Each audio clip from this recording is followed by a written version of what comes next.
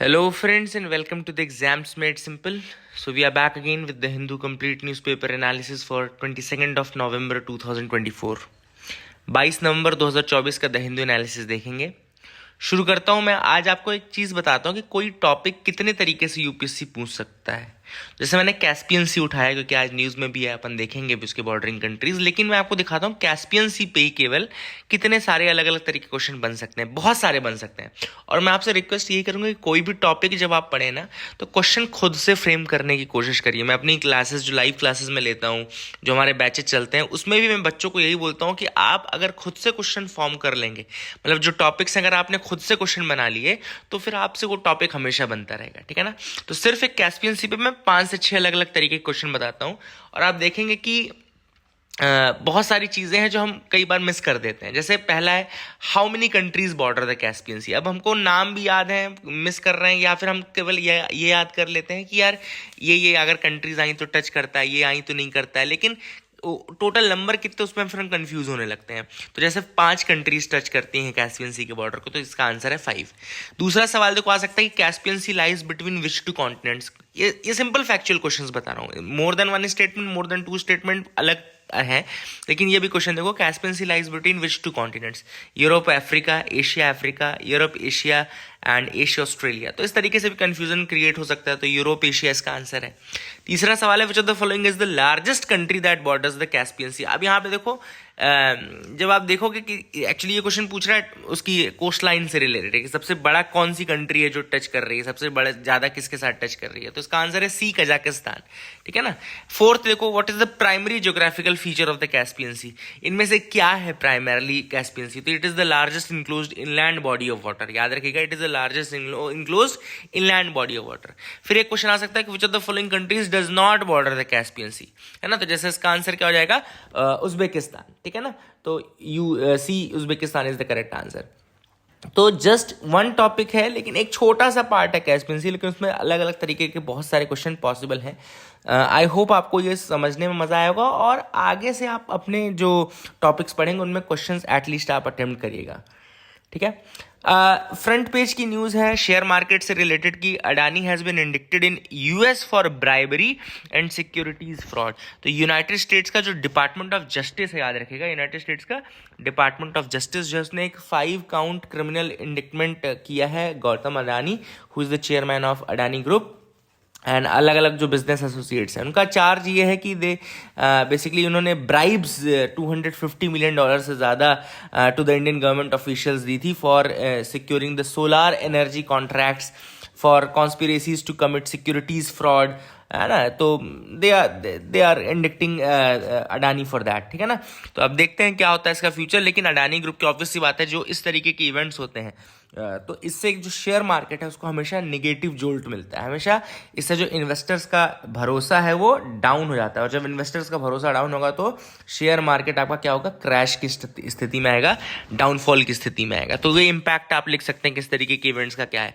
इसके अलावा एक और चीज़ ये हुई होगी कि जैसे केन्या को ये पता चला ना, तो केन्या के जो प्रेसिडेंट हैं विलियम रूतो, वहाँ पे जितने भी इनके अलग अलग प्रोग्राम्स थे अडानी के, है ना, चाहे वो एयरपोर्ट की बात हो, चाहे वो एनर्जी डील अडानी एनर्जी की बात हो, है ना, तो ब्राइवरी एंड फ्रॉड इंडिक्टमेंट के कारण उन्होंने वो सारी डील्स अडानी के साथ कैंसिल कर दी। तो एक तरह से निगेटिव इम्प्लीकेशन है for the economy of India, negative implication है for the share market also. ठीक है ना।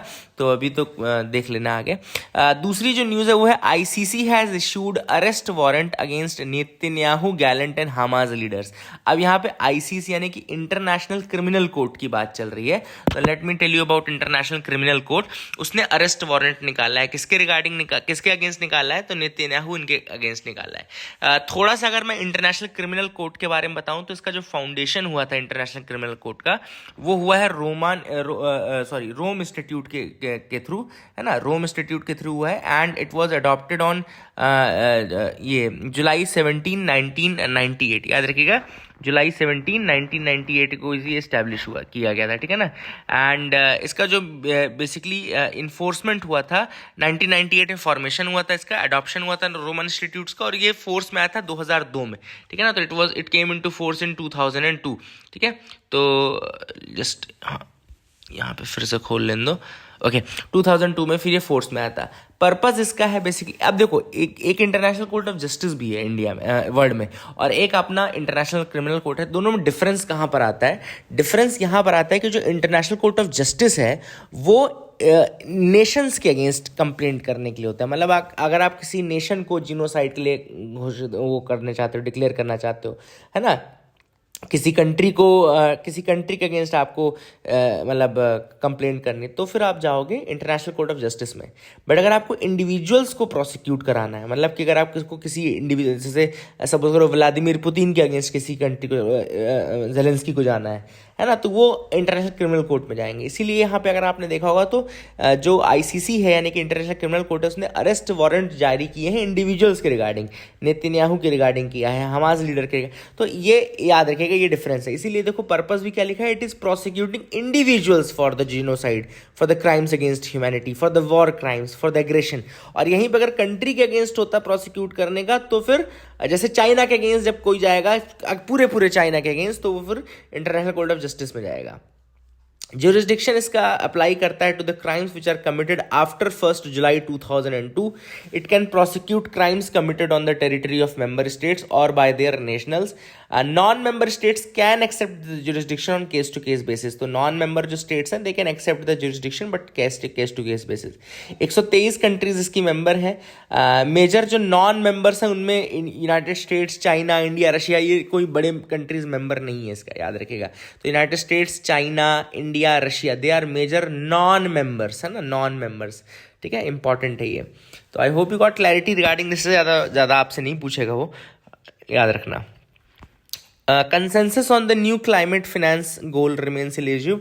ये मैं आपको 2 दिन से बता रहा हूँ कि जो अजरबैजान बाकू में COP29 हो रहा है, उसमें जो न्यू क्वांटिफाइड गोल था, न्यू कलेक्टिव क्वांटिफाइड गोल, इसको, इस टर्म को याद रखना, इसको अभी भी एक्स कहा जा रहा है। इसको अभी भी कोई देखो, न्यू कलेक्टिव क्वांटिफाइड का होना ये था कि इसमें एक वैल्यू आनी चाहिए थी। जैसे पहले $100 बिलियन की थी, हालांकि $100 बिलियन कभी मिल नहीं पाए इनको, लेकिन अब न्यू कलेक्टिव क्वांटिफाइड गोल आना चाहिए था। तो उसकी वैल्यू लिखनी चाहिए थी कि $1 ट्रिलियन होगा, $1.3 ट्रिलियन होगा, जो भी हम डिस्कस कर रहे हैं पिछले 2-3 दिन से, है ना। But that has not been defined yet, that has not been finalised yet, और अभी भी इसको एक्स के रूप में ही लिखा जा रहा है कि x amount will be required, है ना। न्यू कलेक्टिव क्वांटिफाइड गोल जिसको बोलते हैं, it is the money. NCQG है क्या? ये एग्जैक्टली जो मैं बता रहा हूं वही चीज याद रखना। ये लिखा भी देखो कि जो न्यू कलेक्टिव क्वांटिफाइड गोल है, it refers to the money that will be given by the developed countries to the developing countries to help them transition. ठीक है, तो एक्चुअली में NCQG कुछ नहीं, ये वो अमाउंट है जो डेवलप्ड कंट्रीज देंगी टू द डेवलपिंग कंट्री, ताकि वो ट्रांजिशन कर सकें from fossil fuel to the renewable sources of energy. And developing countries को दिया जाएगा ये पैसा, और इसलिए दिया जाएगा ताकि वो ट्रांजिशन कर सकें और इन्वायरमेंट प्रोटेक्शन में अपने स्टेप्स ले सकें, है ना, new alternate source of energy और ये सब बना पाएँ। तो न्यू कलेक्टिव क्वांटिफाइड गोल अभी तक डिसाइड नहीं हुआ है, अभी भी वो एक्स के रूप में ही लिखा जा रहा है। I hope you got clarity regarding that as well. आगे मूव करते हैं। यहाँ पे एक टाइगर रिजर्व का नाम था, तो उसकी लोकेशन याद रखिएगा। बांदीपुर टाइगर रिजर्व जो है वो आपका कौन से स्टेट में आता है? कर्नाटका स्टेट में आता है, तो ये भी याद रखिएगा।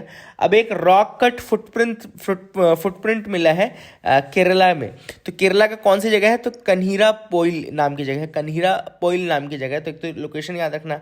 फुटप्रिंट जो है वो मेगालिथिक पीरियड का है। तो मेगालिथिक पीरियड आप सबको पता है कि बहुत जो हड़प्पा वाला पीरियड था उसी के आसपास का टाइम पीरियड है ये। 1200 के आसपास, 1200 से 300 BC तक के आसपास चला था ये लगभग पीरियड। BC का पीरियड है ना, 1200 BC के आसपास का। तो मेगालिथिक का सबसे बड़ा जो कैरेक्टरिस्टिक था, ये एक्चुअली साउथ में ही मिला था। मतलब इसका लगभग तमिलनाडु, आपने देखा होगा सबसे बड़ा जो लोकेशन है वो तमिलनाडु है। उसके अलावा आपका महाराष्ट्र में भी कुछ जगहों तक, महाराष्ट्र तक आपको मिलेगा इसका मेगालिथिक का। तो मेगालिथिक एक्चुअली क्या होता था कि जो वहाँ पे ब्यूरियल होते थे ना, उसमें बहुत, मेगालिथिक का मतलब बड़े बड़े पत्थर, है ना, देयर वर बिग स्टोन्स जो कि रखे जाते थे, बड़े बड़े पत्थर इनके ग्रेव्स के ऊपर ये रख देते थे, है ना। तो that was actually the megalithic culture, है ना। तो ये आप जरूर याद रखिएगा। I hope you will remember that as well. तो मेगालिथिक टाइम पीरियड का ही ये रॉक कट फुटप्रिंट्स जो हैं वो मिले हैं। तो that is one thing which you can remember. I hope you will remember this.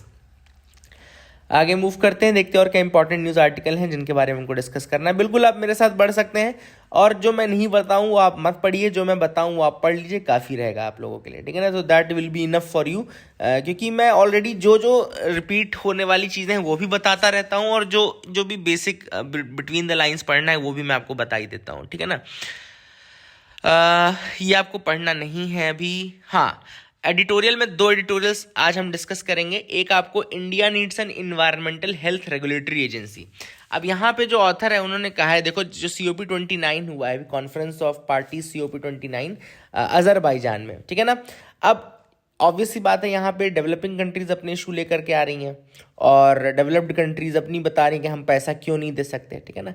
और इसके अलावा एक रिपोर्ट भी आई थी यूनाइटेड नेशंस इन्वायरमेंट प्रोग्राम की, जिसको हम बोलते हैं एमिशन गैप रिपोर्ट, ठीक है ना। और उस रिपोर्ट के अंतर्गत जो बताया कि India has more than 6% more green house gas emission than the previous year. अगर आप एमिशन गैस रिपोर्ट को ही देखें 2024 की, तो उसमें कि बता रहा है साफ साफ तौर पे कि हमारा और ज़्यादा एमिशन हुआ है पिछले साल के कंपैरिजन में, ठीक है ना। तो अब ऑब्वियस सी बात है, इतने जो ग्रोथ का टाइम है, इकोनॉमी को बढ़ाने का टाइम है, तो ऐसे में इन्वायरमेंट के साथ एक बैलेंस बनाने के लिए हमको एक बॉडी बनाने की जरूरत है, ठीक है ना। तो यहाँ पे ऑथर ने वही इंडिया के लिए कहा है कि India needs to establish an environment health regulatory agency, environment health regulatory agency, जो कि क्या कर सकता है, कॉम्प्रिहेंसिवली इन्वायरमेंटल गवर्नेंस को आगे बढ़ाएगा, ठीक है ना। तो ये ऑथर का सजेशन है, पहली चीज आप याद रखिएगा, it is the suggestion of the author. And आपको अगर कभी यूपीएससी क्वेश्चन मेंस का जब क्वेश्चन पूछेगा तो वहां पे आप इसको यूज कर सकते हैं, प्रीलिम्स में इससे क्वेश्चन आने की संभावना नहीं है। इन्वायरमेंटल हेल्थ रेगुलेटरी एजेंसी का सजेशन, ठीक है ना। तो ऑथर ने यही बोला कि देखो क्या होगा कि मल्टीपल बॉडीज जो हैं अलग अलग चीज़ों को देख रही हैं, चाहे पॉल्यूशन हो तो CPC भी बना दिया आपने, किसी के लिए कुछ और बना दिया, किसी के, लेकिन एक जो यूनिफाइड गवर्नेंस है इन्वायरमेंट का वो मिसिंग है ना। ऐसे में हमको एक यूनिफाइड गवर्नेंस की बात करनी चाहिए, और ऐसी बॉडी रहेगी ये जो कि डाटा बेस्ड रहेगी, एविडेंस बेस्ड रहेगी, ऐसा फ्रेमवर्क आपको बनाना है ना, तब जाकर के आप कहीं उसके लिए काम कर पाओगे, ठीक है ना। एंड आपको जो EHRA इस्टेब्लिश करना है कि ये इसमें आपको अकाउंटेबिलिटी भी बिल्ड करने की जरूरत है। देखो अभी बहुत सारी चीजें बन तो जाती हैं, लेकिन उसके अंदर कोई अकाउंटेबिलिटी नहीं रहती। अकाउंटेबिलिटी का मतलब कि कोई मतलब उत्तरदायित्व तो नहीं रहता, कोई जवाबदेही नहीं रहती है। हो रहा है तो हो रहा है, पोल्यूशन फैल रहा है तो फैल रहा है, कोई किसी से पूछने वाला नहीं है, तो वो चीज़ नहीं रहेगी। अकाउंटेबिलिटी और आंसरेबिलिटी के साथ आपको स्टैब्लिश करना, तो ये सारी चीज़ें ऑथर ने डिस्कस की है। जिस मैंने आपको बताया ना कि मेंस के लिए आपको एक लिखने के लिए आ सकता है, सजेशंस के रूप में लिख सकते हो। हाँ, ये जो दूसरी आर्टिकल है वो है बायलिटरल investment treaty with a bit of change. तो ये यहाँ पे ऑथर ने अभी रिसेंटली जो इंडिया और UAE, याद रखिएगा इंडिया और UAE ने साइन किया है BIT यानी कि बायलिटरल इन्वेस्टमेंट ट्रीटी साइन किया है, उसमें किस तरीके से हमारी जो पहले की मॉडल हमने पॉलिसी बनाई थी बायलिटरल इन्वेस्टमेंट ट्रीटी, उससे कुछ चेंजेस किए हैं। तो ऑथर ने कहा है देखो, किसी भी बायलिटरल इन्वेस्टमेंट ट्रीटी के दो मेजर इश्यूज होते हैं। ये वाकई आप पढ़ भी लो, समझ भी लो। कभी भी बायलिटरल इन्वेस्टमेंट ट्रीटी होती है ना, बायलिटरल इन्वेस्टमेंट ट्रीटी मतलब कि एक दो कंट्रीज के बीच में, एक कंट्री ये हो गई और एक कंट्री ये हो गई, ए हो गई और ये बी हो गई। तो ए और बी के बीच में जब ट्रीटी की जाएगी ना, इसको थोड़ा वैसा कर देते हैं अपन, हाँ ठीक है, ए हो गई और ये बी हो गया। अब ए और बी के बीच में जब भी ट्रीटी होगी ना, दो कंट्रीज के बीच में, और इन्वेस्टमेंट रिलेटेड ट्रीटी होगी, तो उसको हम बायलिटरल इन्वेस्टमेंट ट्रीटी बोलेंगे। मतलब दो कंट्रीज के बीच में मल्टीपल कंट्रीज आ जाएंगे तो मल्टीलिटरल ट्रीटी हो जाएगी, फिर वो बायलिटरल नहीं रह जाएगी, ठीक है। अब जो बायलिटरल इन्वेस्टमेंट ट्रीटी, उसमें दो मेजर इश्यूज रहते हैं, इश्यूज नहीं, दो मेजर चीज़ें उसको हाईलाइट करनी रहती है। पहला तो ये कि भाई जो आपके इन्वेस्टर्स हैं उनका ट्रस्ट बना रहे, जो इन्वेस्टर्स हैं उनको बेनिफिट मिले। ऑब्वियसली बात है, that should the first goal की इन्वेस्टमेंट का पर्पस तो पूरा होना चाहिए। और दूसरा कि अगर मान लो कभी कोई एम्बिग्यूटी रह जाती है या कोई डिस्प्यूट आता है, तो इन्वेस्टर स्टेट डिस्प्यूट सेटलमेंट जो मैकेनिज्म है वो सही होना चाहिए, और डिस्प्यूट सेटलमेंट मैकेनिज्म प्रॉपर होना चाहिए। और जो डिस्प्यूट सेटलमेंट मैकेनिज्म के लिए जो ट्रिब्यूनल्स होते हैं, यानी कि investor state dispute settlement tribunals जो बनाए गए हैं, उनका डिस्क्रिशन कम होना चाहिए। मतलब उनको बहुत ज़्यादा स्पेस नहीं मिलना चाहिए डिस्क्रिशन करने का। मतलब इतनी क्लियर पॉलिसी आपकी होनी चाहिए कि जो ट्रिब्यूनल्स हैं वहाँ पे डिस्क्रिशन ना रह जाए, ठीक है ना। ऑब्वियसली बात है, ये दो चीज़ें होनी चाहिए। तो इसी के चलते इंडिया ने 2015 में मॉडल बायलिटरल इन्वेस्टमेंट ट्रीटी भी बनाई थी। याद रखिएगा, मॉडल बायलिटरल इन्वेस्टमेंट ट्रीटी कब बनाई थी हमने? 2015 में बनाई थी। और अभी जो इंडिया UAE ने साइन किया है बीआईटी, उसमें थोड़ा सा चेंजेस किए हैं। तो वही ऑथर ने बताया कि क्या चेंजेस किए हैं।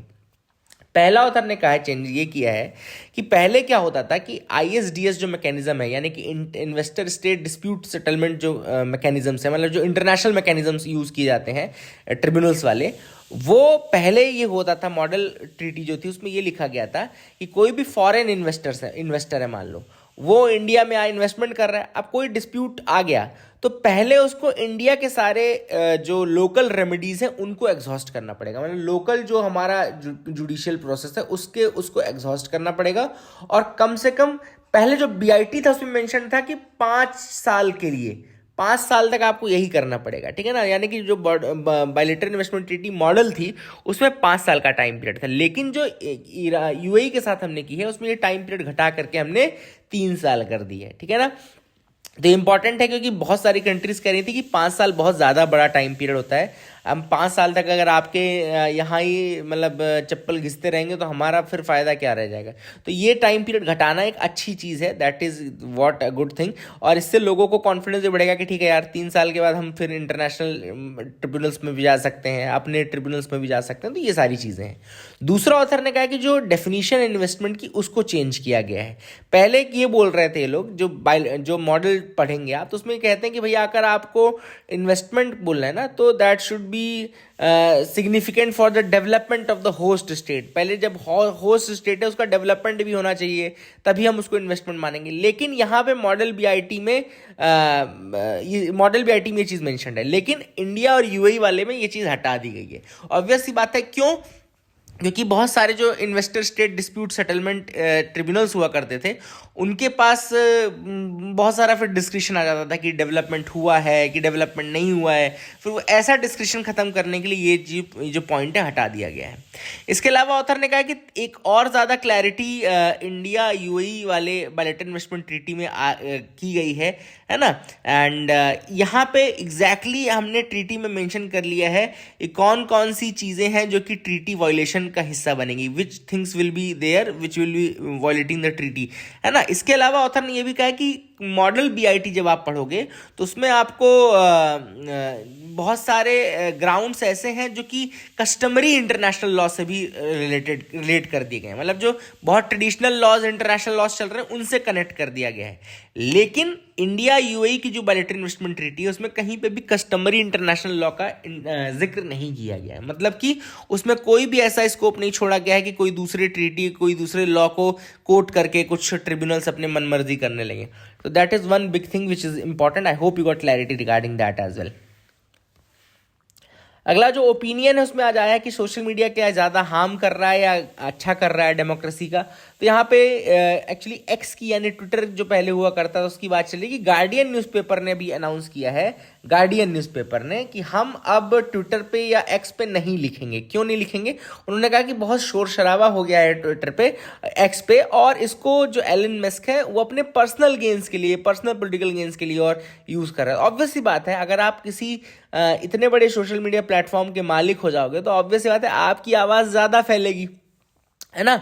और आप अपनी मार्केटिंग कर लोगे, आपकी आवाज़ ज़्यादा फैलेगी। और दूसरा, आप फिर ओपिनियंस को भी बिल्ड करना शुरू करने लगोगे, प्रोपेगेंडा भी फैला सकते हो।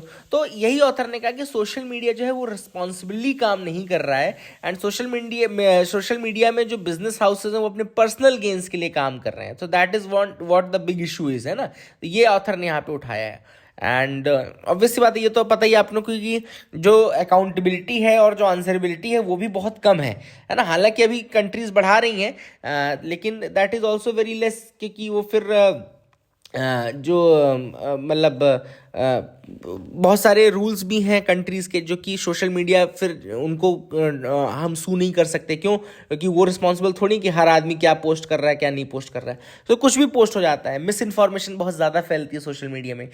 तो वही ऑथर ने कहा कि भाई ये हार्म ज़्यादा कर रहा है, फ़ायदा कम कर रहा है, ठीक है ना। आगे मूव करते हैं, देखते हैं क्या है और आर्टिकल्स इनके बारे में को डिस्कस करना है। यहाँ पे देखो, king cobra has been recently recategorized into 4 categories. अब ये बहुत इंपॉर्टेंट न्यूज़ है, इसको याद रखना। किंग कोबरा यानी कि ओफियोफेगस हैना, याद रखिएगा इसका जो साइंटिफिक नेम है वो है ओफियोफैगस है ना। इसको अभी रिसेंटली 4 कैटेगरीज में डिवाइड किया गया है। इनका ये कहना है कि चारों कैटेगरीज अपने डीएनए कंपोजिशन से लेकर के मॉर्फोलॉजिकल फीचर्स तक सब में डिफर करती हैं, ठीक है ना। और उनमें से 3 स्पीशीज जो है वो साउथ ईस्ट एशियन कंट्रीज में पाई जाती हैं और एक स्पीशीज जो है वो केवल इंडिया में पाई जाती है। और ये बहुत इंपॉर्टेंट है, आपको याद रखना है कि ओफियोफैगस कालिंगा इसका नाम रखा गया है। ओफियोफैगस कालिंगा जो है it is the endemic species to India. ये एंडेमिक है इंडिया में, याद रखिएगा। Ophiophagus kalinga is endemic to India, specially जो ट्रॉपिकल रेन फॉरेस्ट रीजन है आपके वेस्टर्न घाट्स के, वहां पर ये पाए जाते हैं। तो ठीक है ना, ये इंपॉर्टेंट याद रखिएगा। बाकी जो कैटेगरीज है 3 वो है नदन किंग कोबरा जो ओफियोफैगस हैना है, सुंडा किंग कोबरा जो कि ओफियोफैगस मंगारूस है, और लुजॉन किंग कोबरा जो कि ओफियोफैगस सेल्वाताना है। ठीक है, तो ये आप जरूर याद रखिएगा। I hope you will remember that as well. आगे मूव करते देखते और क्या इंपॉर्टेंट आर्टिकल्स हैं जिनके बारे में डिस्कस करना है। तो यहाँ पे श्रीलंका के प्रेसिडेंट ने आईएमएफ बेल आउट में यू टर्न ले लिया। देखो एक्चुअली उन्होंने पहले कहा था कि इलेक्शन से पहले उन्होंने कहा था कि हम ऐसा नहीं करेंगे, हम बेल आउट इन कंडीशंस पे नहीं लेंगे, हम ऐसी कंडीशंस पे लेंगे, वैसी कंडीशन पे लेंगे। लेकिन अभी उन्होंने कह दिया कि ठीक है यार, आप जो कह रहे हो हम बिना किसी दिक्कत के आपका बेल आउट लेने के लिए तैयार हैं। तो ये यू टर्न एक्चुअली लिया उन्होंने, है ना। तो दिक्कत ये थी कि ऑब्वियस सी बात है, हमको पता है कि इकोनॉमी जो है वो डिंडल स्टेट पे है श्रीलंका की, तो इस कारण से उनको लेना पड़ रहा है पैसा। अच्छा, आईएमएफ के बारे में थोड़े से फैक्ट्स आपको और बता देता हूँ। आईएमएफ यानी कि इंटरनेशनल मॉनेटरी फंड, जो कि 1944 के ब्रेटन वुड्स कॉन्फ्रेंस के थ्रू बनाई गई थी। कौन से कॉन्फ्रेंस के थ्रू बनाई गई थी? Bretton Woods conference 1944। और इसके साथ ही एक और बॉडी बनाई गई थी जिसको हम बोलते हैं वर्ल्ड बैंक, है ना। तो आईएमएफ और वर्ल्ड बैंक का जो फॉर्मेशन है वो एक ही साथ हुआ है ब्रेटन वुड्स कॉन्फ्रेंस के माध्यम से, ठीक है। तो ये आप जरूर याद रखिएगा। यहाँ पे लिखा था मैंने, लेकिन चलो नहीं लिखा तो मैं बता देता हूँ। 1944 में बनाया गया था ब्रेटन वुड्स कॉन्फ्रेंस के माध्यम से, ठीक है ना। ये एक इंपॉर्टेंट फैक्ट है। 190 के आसपास में मेंबरशिप है अभी। एक एग्जैक्ट नंबर आप मुझे कमेंट सेक्शन में अगर करके बता दो तो that will be very good, है ना। और ये क्या करता है, जब भी बेल आउट करता है, इसका मेन काम क्या है, जो आपका बैलेंस ऑफ पेमेंट जब क्राइसिस आ जाती है, बीओपी क्राइसिस जिसको बोलते हैं, बैलेंस ऑफ पेमेंट क्राइसिस, मतलब कि जो आपने इंटरनेशनल लोन लिया है वो आप चुका नहीं पा रहे हो और फॉल्टर करने लगते हो, मान लो दूसरी कंट्रीज के लिए या वर्ल्ड बैंक का या आईएमएफ का, तो फिर यहाँ पे बेल आउट आता है। बेल आउट का मतलब क्या होता है कि वो कुछ कंडीशंस देंगे और आपको पैसा दे देंगे फिर। तो कंडीशन इस बार उन्होंने क्या कही है कि जैसे श्रीलंका के लिए उन्होंने बोला कि आपको इंटरेस्ट रेट बढ़ाना पड़ेगा, है ना। इंटरेस्ट रेट आप बढ़ाओ लोगों के अगेंस्ट, है ना, लोगों को ज़्यादा इंटरेस्ट पे पैसा दो, तो वो सारी चीज़ अब इनको माननी पड़ेगी, ठीक है ना। इसके अलावा डेट रिस्ट्रक्चरिंग की जाती है। डेट रिस्ट्रक्चरिंग मतलब कि जैसे जो डेट 5 साल की थी उसका टेन्योर बढ़ा दिया, 10 साल कर दिया, तो रिस्ट्रक्चर हो गया ना एक तरीके से, ठीक है। और all these things are there. I hope you got clarity regarding that as well. आपको समझ में आ गया होगा। आगे मूव करते हैं, क्या इंपॉर्टेंट है। तो Russia has launched ICBM for the first time on Ukraine.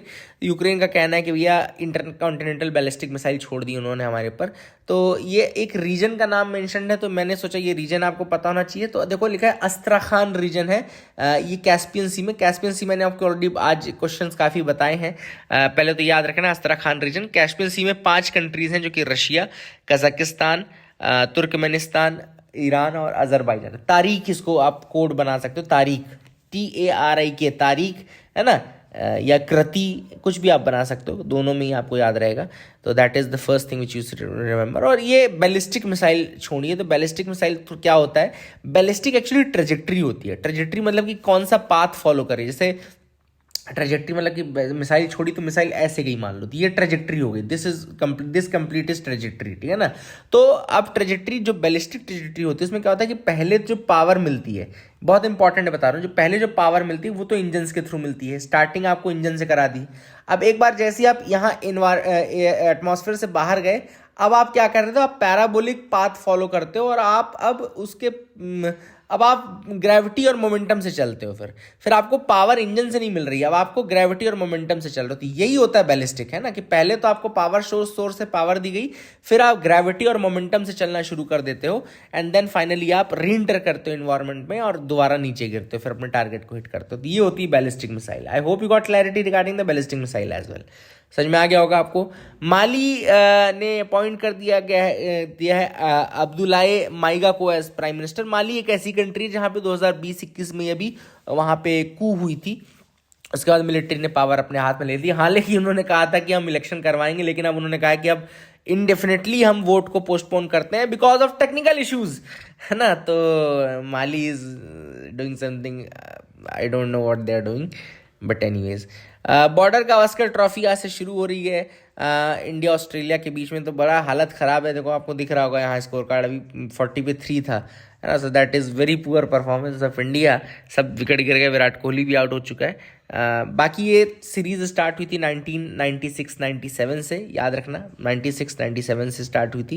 And India ने मुझे लगता है इसको ज़्यादा बार जीता है ऑस्ट्रेलिया से, अगर आप काउंट करें तो, बट एक बार देख लीजिएगा, ठीक है। तो that is one thing which is important. Border जो थे एरन बॉर्डर आई थिंक है, और गावस्कर तो गावस्कर है। तो that is it for the day friends. I hope you like our video. Please do like share subscribe, keep loving us, keep sharing us. Thank you, have a nice day.